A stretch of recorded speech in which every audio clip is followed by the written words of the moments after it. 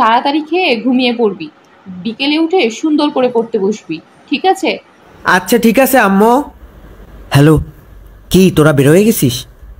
আচ্ছা আচ্ছা ঠিক আছে, আমি এখনই আসতেছি। এই আমাকে একটু জায়গা দে তোরা, আমিও মিছিলের সামনে থাকতে চাই। কোঠা না মেধা?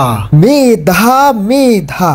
সামনে তো দেখছি পুলিশের বাধা, কিন্তু আমরাও তো স্টুডেন্ট, আমরা এই দেশের ভবিষ্যৎ। আমাদের দেশেরই প্রশাসন আমাদের মনে হয় না আটকাবে, কারণ আমরা তো শান্তিপূর্ণ আন্দোলনই করছি। আমরা নিশ্চয়ই সামনে এগিয়ে নিয়ে যেতে পারবো আমাদের মিছিল। মেধা মেধা।